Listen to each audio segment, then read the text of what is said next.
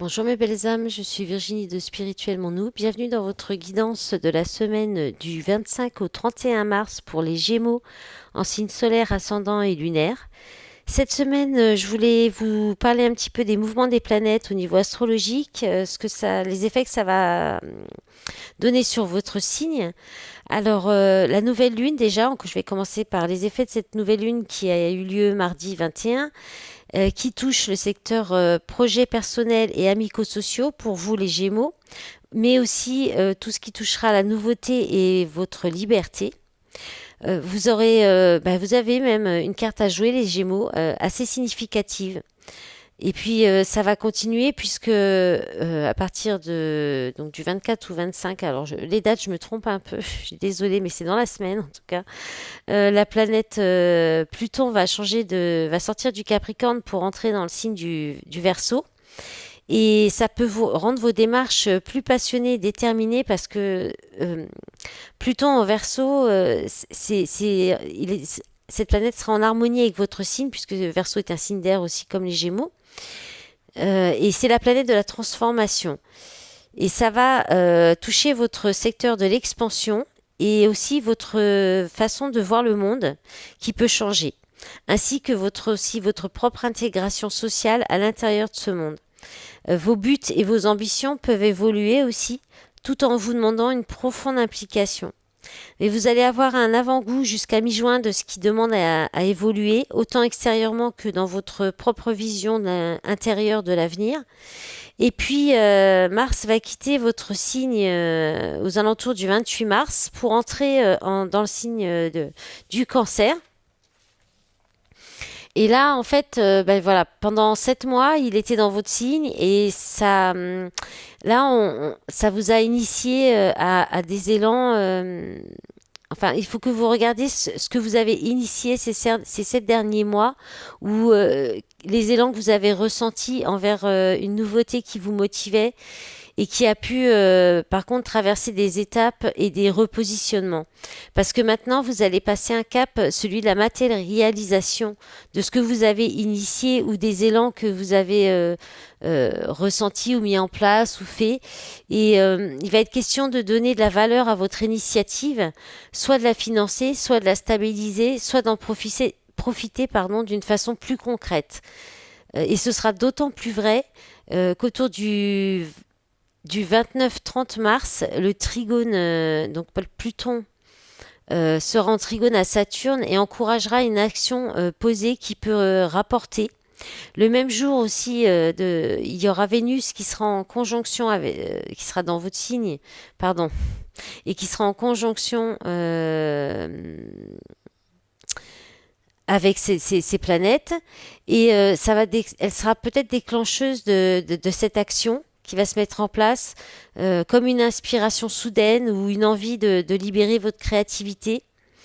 Euh, Si c'est un thème plutôt, si la thématique en fait est faire évoluer, ça touche l'affectif.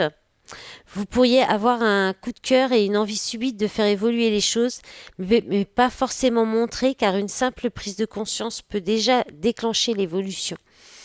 Voilà, donc en fait, c'est plutôt en fait l'entrée de Vénus dans le signe du Taureau en conjonction donc avec Saturne. Ça peut emmener effectivement sur la thématique affective un coup de cœur, une envie subite de faire évoluer une relation qui est déjà en place. Voilà. Et puis voilà, on verra la suite pour la pleine lune la semaine prochaine. Alors j'ai demandé encore cette semaine un message de l'oracle L'Appel du Simorgue que vous pouvez trouver pour le commander sur Etsy. Et puis, sinon, vous pouvez le tester aussi sur le site de Instant Pause. Je vous mets les liens dans la barre d'infos sous la vidéo avec les liens pour me contacter aussi. Alors, cette semaine, vous avez eu l'oiseau, le rouge-queue. Alors, le rouge-queue qui parle d'abondance, qui est donc son signe zodiacal, c'est les Gémeaux. Alors, déjà, les symboles, c'est le porte-bonheur, l'abondance et la résistance. Alors, le message de la carte. Comment savoir si nous devons résister ou laisser tomber? Il faut parfois savoir se battre pour garder ce qui nous est cher, mais aussi accepter que quelque chose s'arrête pour accueillir un nouvel événement. La réponse, je ne l'ai pas. Elle sommeille en vous. Il est très important de vous entourer de personnes à qui vous pourrez vous confier sans crainte d'être jugé. De bons conseils vous seront certainement formulés. Il sera venu le temps pour vous de peser le pour et le contre. Fermez les yeux, prenez de grandes inspirations et recentrez-vous. Toutes les réponses se manifesteront comme une évidence seulement si vous prenez le temps d'écouter votre cœur. Lui seul a les réponses. Ces questions vous hantent certainement depuis des semaines entières. Sachez que l'abondance arrive pour vous, quelle que soit la décision que vous prendrez. Ce tirage est un porte-bonheur, la chance est avec vous. Levez les yeux, bombez le torse, souriez et respirez. Alors cette semaine j'ai pris le tarot Friends pour donc pouvoir vos énergies. Alors en entrée de semaine vous avez le 9 de bâton. Votre état d'esprit, alors c'est Ross en plus, donc c'est la série Friends. Votre état d'esprit, c'est le cavalier de coupe avec David dessus. C'est le chéri, enfin le premier chéri de Phoebe. Votre objectif, vous avez le 7 de denier avec Joey qui espère avoir l'Oscar. Et votre force, en appui, en force, en soutien, vous avez le roi de coupe. En défi, en challenge, vous avez le 9 de denier, en contrainte aussi. Et puis, en fin de semaine, vous finissez la semaine avec le cavalier d'épée. Alors, on commence donc avec le 9 de bâton, qui parle d'amertume, qui parle de résistance, comme la carte du rouge-queue aussi. Soit vous serez dans la résistance, mais aussi vous pourriez être totalement dépassé par une situation. Vous pourriez avoir peur d'avoir les yeux plus gros que le ventre, de ne pas arriver. Voilà, vous pourriez vous faire une montagne de quelque chose. Donc, c'est ça, c'est aussi la position du guerrier qui tient à tout prix, qui s'accroche coûte que coûte à ce qu'il a acquis et parce qu'il l'a acquis avec la force de son travail et qu'il n'entend pas y renoncer. Donc il y a une idée comme ça. Il y a aussi se retrouver face à un gros défi, rechercher le challenge pour repousser ses limites. Votre état d'esprit, le cavalier de coupe. Donc le cavalier de coupe, je pense que vous allez vouloir porter, dire haut et fort ce que vous avez sur le cœur, vos valeurs, défendre peut-être même vos valeurs personnelles ou ce qui vous parle, ce qui vous tient à cœur. Être porteur, vous pourriez être porteur d'un message aussi qui a du sens, être prêt voilà, à communiquer, mais en parlant avec le cœur, en parlant aussi, voilà, avec pas avec vos tripes, ça c'est plus l'énergie de la force, mais c'est vraiment comme si vous étiez investi d'une mission, être porteur de valeurs, de vouloir l'exprimer en fait. Hein, donc vous aurez quand même, vous serez peut-être un peu trop idéaliste aussi avec cette carte. On peut parler de ça, un état d'esprit un peu idéaliste. Ouais, voilà. Et puis surtout, ça va être d'exprimer vos valeurs, vous allez beaucoup réfléchir, peut-être aussi quelles sont vos valeurs, à quel niveau, dans tous les domaines de votre vie en fait. Hein. Quelles sont vos valeurs, à quoi vous tenez? Est-ce que ce à quoi vous accrochez, ça fait partie de vos valeurs de cœur? Est-ce que c'est vraiment un appel du cœur? Est-ce que ça vous aide à aller vers du mieux-être, vers la guérison? Voilà, il y a une idée comme ça.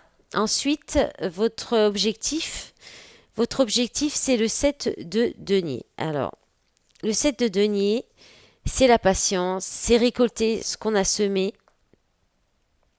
C'est prendre le temps. Peut-être que vous allez avoir envie de prendre du temps, peut-être du temps pour vous, pour ne pas agir, pour peut-être voir les choses se faire, voir ce qui va se passer, laisser les choses suivre son cours. Vous avez peut-être envie et vous avez besoin de repos aussi. Peut-être envie de laisser les choses se faire, mais parce que vous avez besoin de repos. Peut-être que vous avez planté des graines et vous attendez qu'elles aient le temps de germer avant de récupérer le fruit de votre travail aussi. Vous pourriez mûrir une décision, réfléchir à une décision et faire en sorte, voilà, la prendre quand elle sera bien mûre, bien Ben, quand vous serez vraiment sûr de vous,